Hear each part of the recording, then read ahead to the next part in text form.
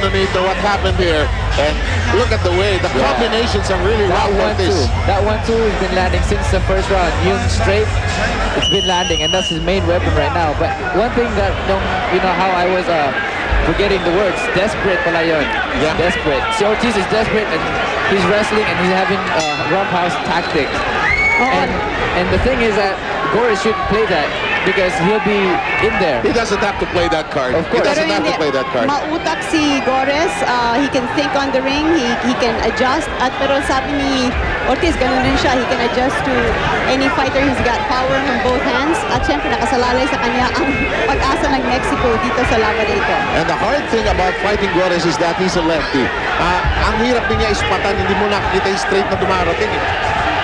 Oh, that was a Okay, maalala natin si Eric Ortiz na tinalo ni Brian Viloria in the first round. Pero sabi niya, hindi raw siya handa para sa laban na yon. He had problems losing weight dahil napaaga daw ang schedule ng laban na yon. Pero ngayon, he's as conditioned as he can possibly be. But napakaganda ng pinapakita ni Z. Goris.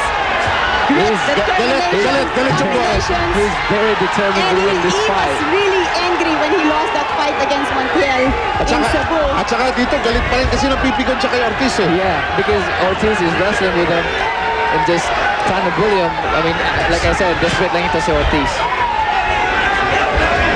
And he's so open for a counter. Goris is gonna pick him apart. This is for the IBF Intercontinental Belt.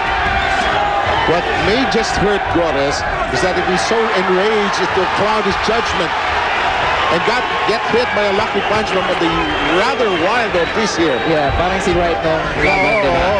But I'm pretty sure Goris is a smart fighter. Match itong dalawa, no? Ang sarap panoorin yung labanan. I love that tiger in there. Actually, all the fights have been really excellent. Dalawang lahing palaban ba naman ang pinagsama rito eh.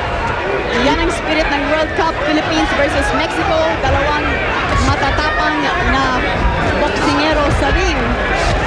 Good shot. Hanggang sa huli. Good shots coming from Z. Goris.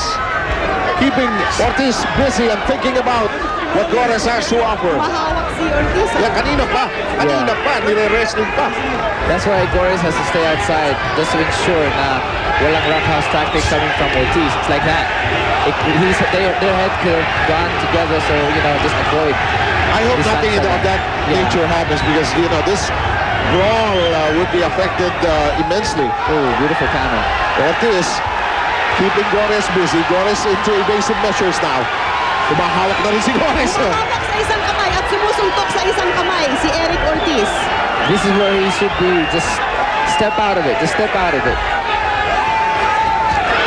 See, like that. You should just step out of it. Don't worry about hitting him right now. Just keep your composure and get out. As you can see, parang stiff si Goris right now. Yep.